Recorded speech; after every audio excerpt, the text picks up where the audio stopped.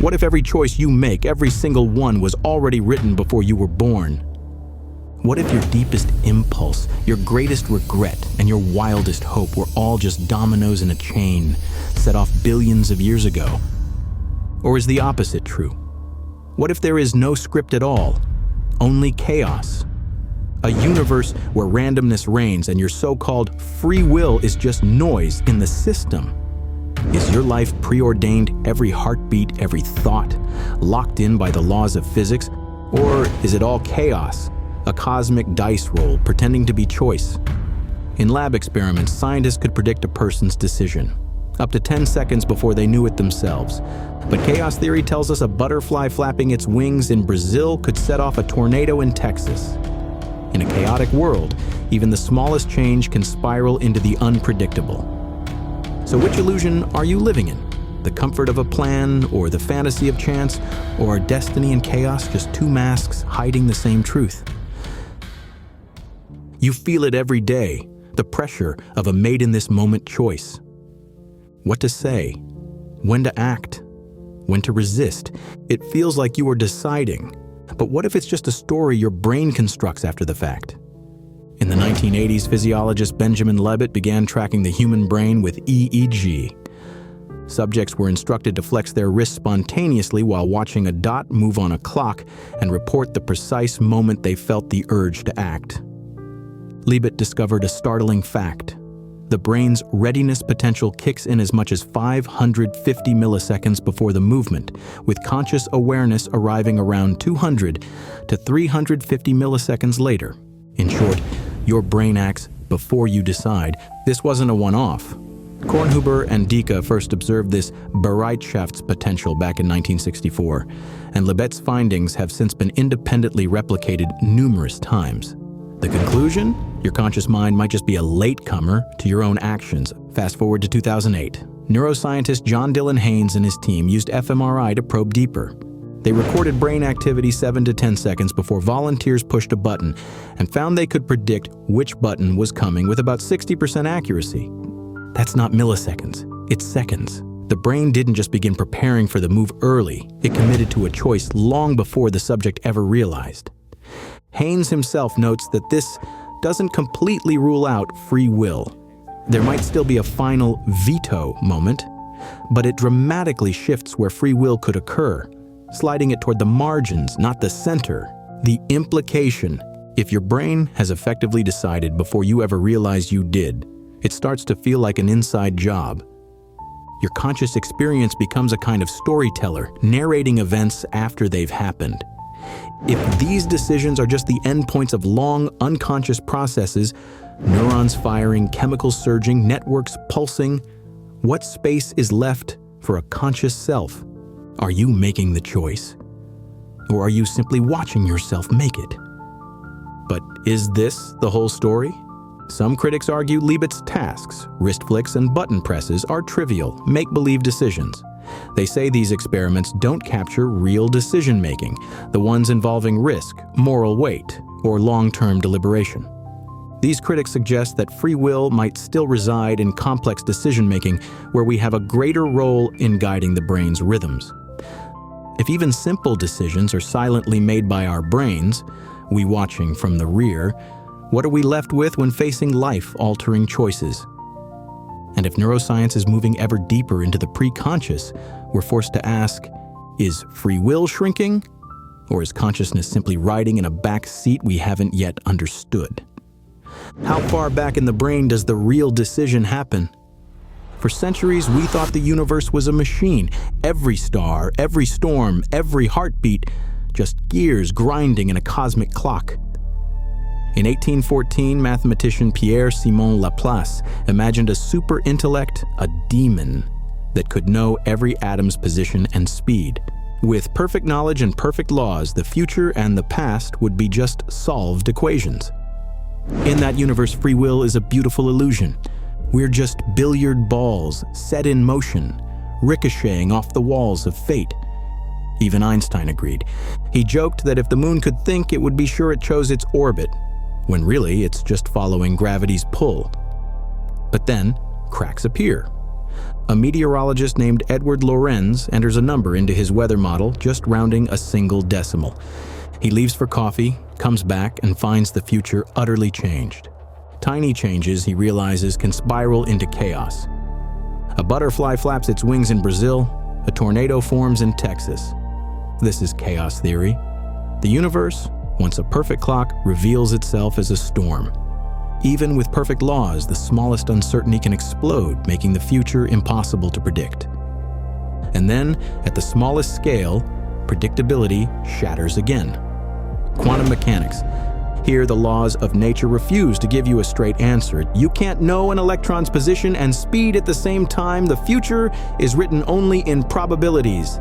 Einstein hated it. He said, "God does not play dice." But Niels Bohr, his great rival, fired back, "It is not for us to tell God how to run the world." The quantum world isn't just unpredictable in practice, it's unpredictable in principle. So, which world do you live in? Are you a slave to clockwork, locked in a chain of cause and effect, or are you lost in the chaos, a storm no one can predict? But here's the twist. Neither world gives you control. Quantum uncertainty isn't freedom, it's just chance, not choice. You're either a billiard ball or a weather vortex hurtling through a universe that doesn't ask what you want. So ask yourself, are you writing the story or just reading the script? Are you steering through the chaos or just swept along for the ride? Every day, you stand at the mirror and ask, what should I do? You feel the pressure of choice, coffee or tea, truth or lie, stay or go. It feels like free will. It feels like you. But neuroscience has a different story to tell. Libet's clock ticks on. Haynes' scanner pulses. Both show a pattern, decisions that start in the brain before they arrive in the mind. Your thoughts don't wait for your permission. They come unannounced, like visitors at midnight. You notice them. You might act on them. But you did not call them into being. In one classic experiment, volunteers are asked to choose a pair of pantyhose from an identical set. Most select the rightmost one, influenced by position, a bias they never see. But when asked why, they invent stories. It felt softer. The color was richer, confident, sincere, completely unaware. This is confabulation. Your mind, desperate for a sense of agency, rushes to explain what it never truly controlled. It's not just socks.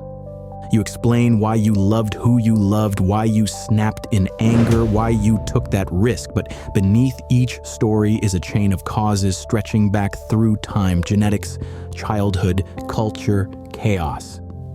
Psychologist Daniel Wegner called this the illusion of conscious will.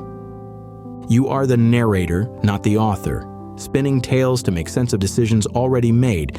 But this illusion isn't just a trick. It's the glue that holds society together. When people are told free will is a lie, some cheat, steal, or harm more easily.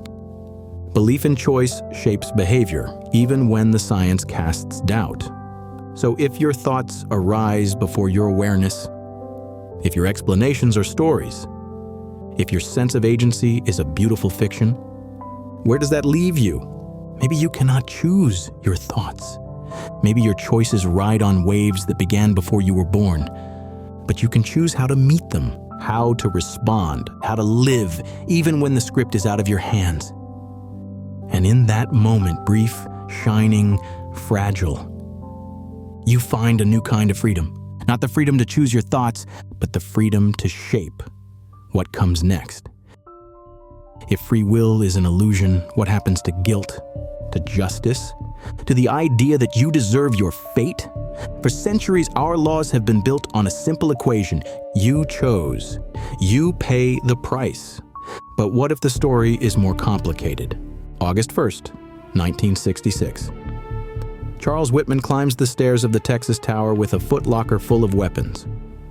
By noon, he has killed 16 people and wounded dozens more, one of the deadliest mass shootings in American history.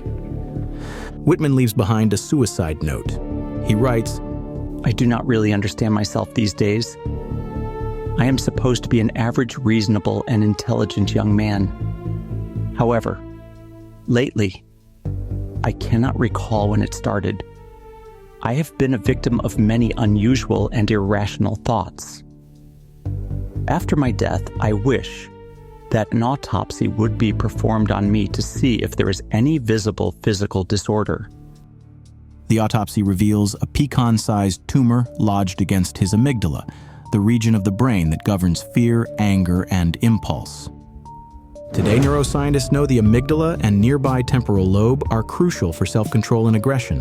When these areas are disrupted by tumors or trauma, personality and behavior can change in ways that defy self-understanding or self-control. Charles Whitman was a killer, but was he evil? Or was he, like a car with a broken brake line, a person whose machinery failed him at the worst possible moment? Whitman's case forces a disturbing question. If a brain tumor can turn a gentleman into a murderer, where is the line between crime and illness, between responsibility and fate? If we can blame a tumor, can we blame a gene, a childhood trauma? At what point does the story of free will unravel completely? Neuroscientist Robert Sapolsky argues, if we really have no free will, then blame and guilt make as much sense as blaming a car for bad brakes. You don't hate a broken car, you fix it or keep it off the road. So what about people? If no one chooses, if biology, circumstance, and luck are the real drivers, do we punish or do we repair? And what about reward? If your triumphs are just the echo of good genes, a supportive family, and lucky breaks, do you deserve applause, or is merit just another comforting myth? The stakes grow higher as technology creeps in. Algorithms forecast your next purchase, your next vote, even your next crime. Neurotech learns to read intentions before you're aware of them. If every choice is predictable, if every action is traceable to neurons and nurture, what happens to responsibility, forgiveness, ambition? A world with no blame, no pride, no real freedom. Or maybe a world with new kinds of justice, new kinds of empathy. If we let go of free will, do we lose our humanity? Or do we finally understand it? Maybe free will was never real, just a story we needed to tell ourselves. But if the story ends, what comes next? You've seen the gears of the universe, the clockwork certainty, the chaos of storms, the quantum dice rolls behind every thought. You've seen the verdict in the courtroom, how a twist of fate, a tumor, a trauma, a strand of DNA can tip the scales from blame to tragedy. So now what? If the story of free will has unraveled, what's left? You could surrender to fate, float on the currents of cause and effect, blame the universe for your failures, credit chaos for your luck. Or you could do something stranger. You could act, not because you are free, but because your actions still matter to the world you touch. If every choice is written by causes you never chose, maybe meaning isn't in the choosing, but in the response. You may not pick your impulses, your history, your first thought, but you shape what you do with them.